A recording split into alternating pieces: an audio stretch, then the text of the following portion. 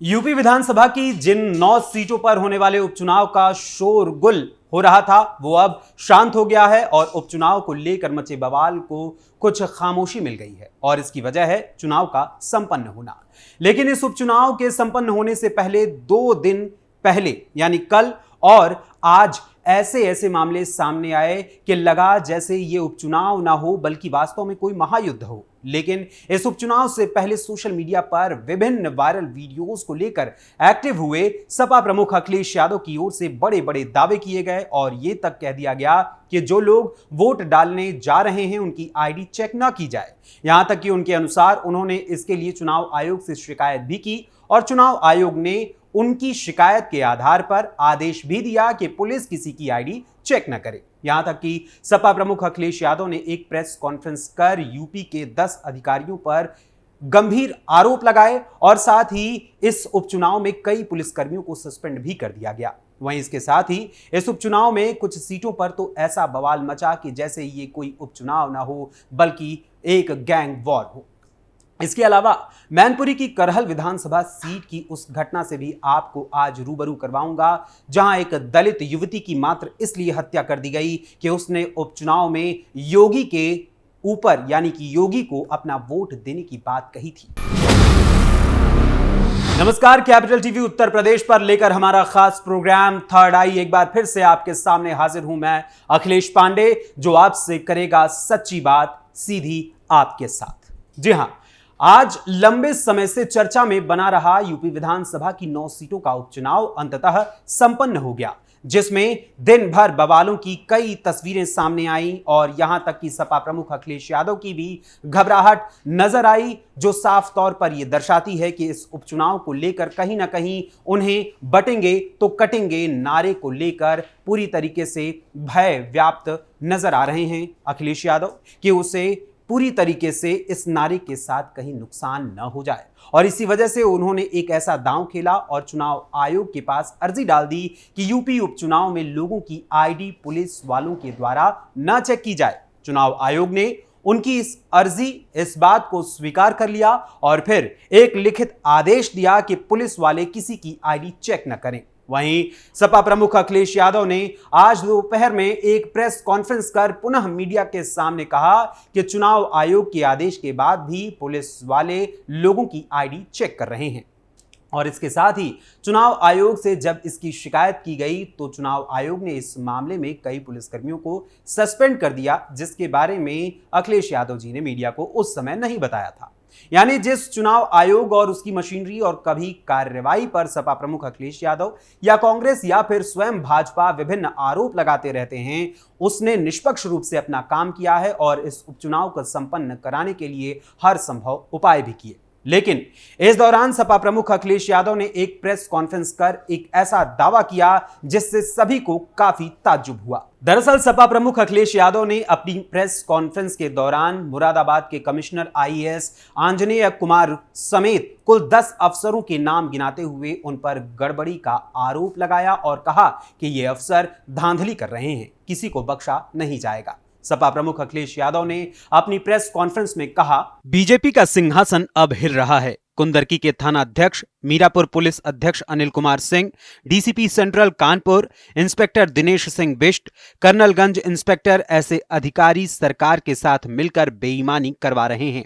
उन्होंने आगे कहा, कानपुर के कमिश्नर से बात हुई, मैंने कहा कम से कम कैरियर के आखिरी दौर में दाग लगवा के न जाना। कन्नौज में जब बाई इलेक्शन हुआ था तब ये एसएसपी थे। सपा के कार्यकर्ता गड़बड़ियों का वीडियो बना रहे हैं, मामला अदालत तक भी जाता है तो इन सबूतों के आधार पर अधिकारियों के खिलाफ कार्रवाई होगी। गड़बड़ी करने वाले अधिकारियों की नौकरी, सैलरी, पेंशन तो जाएगी ही, साथ इज्जत भी जाएगी। सपा प्रमुख अखिलेश यादव जहां एक और आईएएस ऑफिसर्स और पुलिस अधिकारियों पर लगातार आरोप लगाते हुए नजर आए हैं, तो वहीं कई जगहों पर लोग वोटिंग का बहिष्कार करते हुए भी दिखाई दिए हैं, तो कहीं सपा प्रत्याशी पुलिस से भिड़ते हुए भी नजर आए हैं, तो कहीं सपा और भाजपा के प्रत्याशियों के बीच तीखी नोकझोंक भी नजर आई, तो कुछ जगहों पर हिंसक बवाल करने के भी प्रयास किए गए। वहीं इसी बीच सपा का गढ़ मानी जाने वाली मैनपुरी की करहल विधानसभा सीट से एक ऐसी खबर सामने आई जिसने न सिर्फ सभी को चौंका दिया बल्कि लोकतंत्र में स्वतंत्र रूप से अपने मताधिकार का इस्तेमाल करने और स्वतंत्र रूप से अपने मताधिकार पर बोलने पर लगाई गई पाबंदी का खुलासा हो गया है। और सपा प्रमुख व कन्नौज सांसद श्रीमान अखिलेश यादव जी जो लगातार पीडीए की बात करते हैं और उसकी पैरवी करते हैं, वहीं एक दलित युवती की हत्या पर वो खामोश हो गए हैं। और उस दलित लड़की को मात्र इसलिए मार दिया गया कि वो कमल के चुनाव चिन्ह पर अपना वोट देना चाहती थी और इस बात को उसने मुखरता से कहा तो उसे मौत के घाट उतार दिया गया। और इस हत्या का आरोप लगा है समाजवादी पार्टी के ही एक नेता के ऊपर जो घूम घूम कर करहल विधानसभा सीट के सपा प्रत्याशी तेज प्रताप यादव के लिए वोट मांग रहे थे। मीडिया रिपोर्ट्स के मुताबिक इस दलित युवती का शव नग्न अवस्था में बरामद हुआ, जिसके बाद काफी बवाल मचा। दरअसल दलित युवती का शव बरामद होने के बाद उसके परिजनों ने मीडिया के सामने रोते रोते आंसुओं के साथ लथपथ होकर अपने दर्द को बयां किया। युवती के पिता का आरोप है कि वो 3 दिन पहले अपनी बेटी के साथ कोटा जा रहे थे तो उस समय सपा नेता ने उनसे वोट डालने यानी कि वोट की अपील की कि आप जब वोट डाल लीजिएगा तो उसके बाद चले जाइएगा, और साथ ही कहा कि साइकिल को ही वोट दीजिएगा। तभी उनकी बेटी ने जवाब देते हुए कहा कि हम साइकिल को वोट नहीं देंगे बल्कि हमारा वोट कमल को जाएगा। इसके बाद सपा नेता और उसके साथियों ने उस दलित युवती को देख लेने की धमकी दी और उसके पश्चात अब उसका शव बरामद हुआ है, जिसके बाद पूरी तरीके से हड़कंप मचा हुआ है। वहीं इस मामले के सामने आने के बाद भाजपा की उत्तर प्रदेश इकाई ने सोशल मीडिया प्लेटफॉर्म एक्स पर मृतक दलित युवती के पिता की मीडिया से हुई बातचीत का एक वीडियो साझा करते हुए एक्स पर लिखा, करहल में सपाई प्रशांत यादव व उसके साथियों ने एक दलित बेटी की हत्या सिर्फ इसलिए कर दी क्योंकि उसने साइकिल पर वोट देने से मना कर दिया था। मैनपुरी में सैफई परिवार और अखिलेश यादव के गुंडे फिर से आतंक का माहौल बनाने की कोशिश कर रहे हैं। मतदान करने से पहले एक पिता की पीड़ा जरूर सुने। #लाल टोपी काले कारनामे। वहीं इसके साथ ही भाजपा के आईटी सेल के राष्ट्रीय संयोजक ने एक्स पर दलित युवती की हत्या के बारे में मीडिया से बात करती हुई उनकी मां के वीडियो को साझा करते हुए कहा, लाल टोपी वाले गुंडों का कुकृत्य एक बार फिर सबके सामने है। पीडीए का नारा देने वाले अखिलेश यादव के लाल टोपी वाले गुंडों ने करहल में दलित बेटी की निर्मम हत्या कर दी। अखिलेश यादव को अपनी पार्टी के गुंडों को नियंत्रण में रखना चाहिए, नहीं तो कानून और प्रशासन तो है ही। वहीं अपनी बेटी की मृत्यु के बाद मीडिया से रो रो कर अपने बहते आंसुओं को संभालते हुए अपना दर्द बयां करते हुए मृतक दलित युवती के पिता ने क्या कुछ कहा, जरा वो भी जान लीजिए। उन्होंने रोते हुए कहा, आज से 3 दिन पहले हम अपनी बेटी के साथ कोटा जा रहे थे। उस दिन नेताजी बबलू ने कहा कि चाचा वोट डाल कर जाइएगा। मेरी बेटी ने कहा कि हम तो फूल में वोट देंगे। इस पर सपा नेता प्रशांत यादव ने कहा कि साइकिल में वोट डालना वरना ठीक नहीं होगा। इसके बाद मंगलवार को दोपहर 12 बजे से 1 बजे के बीच मोटरसाइकिल पर बेटी को जबरन बैठाकर ले जाया गया। इसके बाद हमने उसकी खोज शुरू की मगर रात तक बेटी नहीं लौटी। हम बबलू और प्रशांत के घर गए, उनसे बेटी के बारे में पूछा। उन्होंने पता नहीं होने की बात कही। वहां मैंने बेटी की चप्पल देखी। इस पर उन्होंने उसे खेत में फेंकने को कहा। हमारी खोज जारी रही। इस बीच उसका शव कजरा नदी के पास मिला। बेटी काफी बुरी हालत में थी। बेटी की गला दबाकर हत्या की गई थी। रोते बिलखते परिजनों का तो ये भी आरोप है कि उनकी बेटी को मारने से पहले उसके साथ दुष्कर्म भी किया गया था।